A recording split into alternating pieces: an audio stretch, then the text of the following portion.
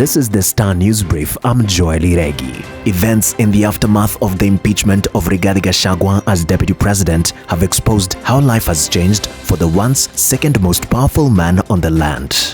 Gachagwa's life has moved from a highly guarded person who moved around with a contingent of elite security officers, complete with chase cars, to a lonely man without an aide, sitting on the wooded hard and cold benches in the courts.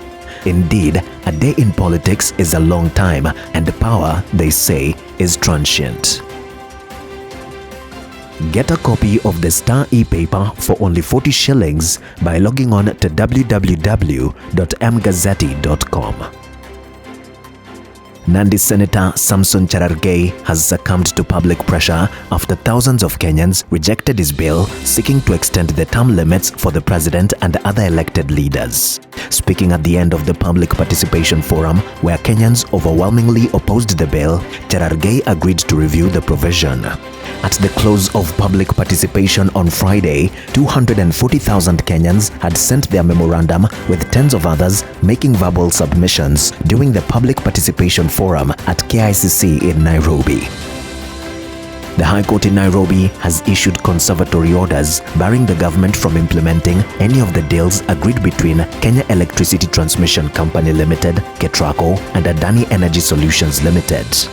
Justice Bahati Mwamuye also stopped KETRACO and Adani from entering into any new agreement or furthering any existing agreement.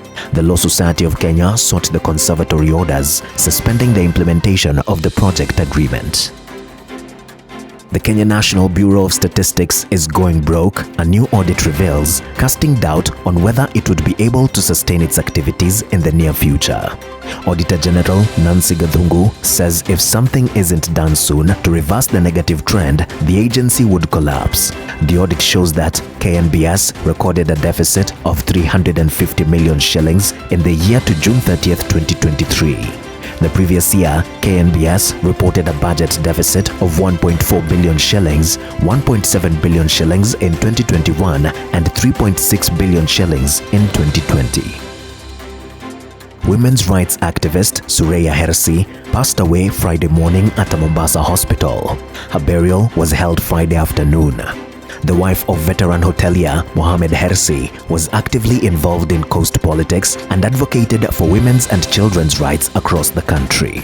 Until her death, she was the national treasurer of the coastal political party Pamoja Africa Alliance, founded ahead of the 2022 general election. Senate Speaker Amason Kingi, who is also the PAA party leader, expressed shock and sorrow over her death. Get a copy of the Star e-paper for only 40 shillings by logging on to www.mgazzetti.com.